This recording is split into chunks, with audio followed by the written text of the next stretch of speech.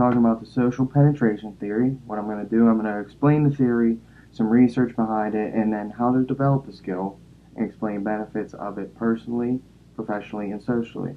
So let's get started with a definition. The social penetration theory explains differences in communication in relation to the depth of interpersonal relationships. So what that means at its core is how people begin to develop a comfort and they get more comfortable with people as the relationship goes on and on. So this theory was developed in 1973 by Irwin Altman and Thomas Taylor. They say that relationships begin and deepen through self-disclosure. So when you reveal things about yourself that you normally wouldn't with most people, your relationship begins to get deeper and deeper. So at the beginning, to establish a relationship, people share simple, harmless facts about themselves, which we call small talk. As the relationship grows, the rate of disclosure slows, facts become more open, people allow others to penetrate a person's feelings, mind, and discover them who they truly are once they get to know them better. Um, and then there's a couple stages to this, the stages of self-disclosure, they call them. So the first stage being the orientation stage, which is the small talk stage. So they observe mannerisms about the person. Notice they pick up little details about them, things they may do. They notice their attire, how they dress, little details, and they small talk. So an example of this would be going to a party and you don't really know two people too well, so you go up to someone and make a little small talk with them just to make time go by quicker. Step two, the exploratory affective stage. People start to reveal more about themselves, like their opinions, how they feel about abortion, or even their political views, who they voted for in the last campaign, sports teams, who their favorite sport team are, or just casual talk. They start to begin to get more comfortable with each other. The third stage, the affective stage, they reveal personal, intimate matters, and they start to become themselves more comfortable around each other. And in this stage, they begin to argue with each other, even in a friendly, fun way as well.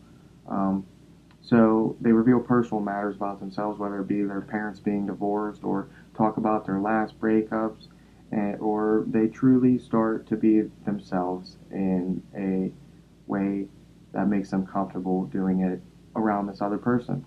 Then you have the fourth stage, the stable stage. They're open and comfortable. They start getting to know each other to the point where they can predict behaviors to situations. Depending on the situation, they can predict how they're going to react to what it is. And then we have the deep penetration stage. The person begins to realize that the cost of self-disclosure outweighs the benefits. This is where the relationship can take a downfall when they realize that they're vulnerable. They can it can lead to betrayal, and they feel like that risk is outweighing the benefits of this friendship, and it no longer can exist. And just want to throw it out there that it always doesn't go in this order. You know, every relationship's different, whether it be girlfriend, boyfriend, parents, or a new friend you just met at a party. Every single situation and friendship is different. Some benefits of it personally. You know, when you are opening up about yourself and you're more comfortable sharing it with someone, you develop as a person. You find out to find a self being of who you really are, and you found someone that you can you can let yourself you can let your guard down. You could be yourself and who you want to be, and it helps you personally, and you feel good about yourself. Professionally, if you learn this skill, it can definitely help you in the long run professionally because it's kind of like reading people. You can tell, like if you're a businessman, you could tell that the person, whether or not they're interested in buying your product, or you can let your guard down and keep moving forward professionally. If you can develop the social penetration theory, it can help you in many different ways. And then socially, like I said, it can help you let your guard down, go out, make friends, be yourself, be who you are, and just live life. Some research behind it they're doing right now. They are using it to study electronic interactions. And it shows right now that they're coming out negative because people they don't feel too comfortable trusting people online because um, they can't see them, or they don't feel comfortable sharing this information with them over the line. Like an example of this would be catfishing. I don't know if we know catfishing, but you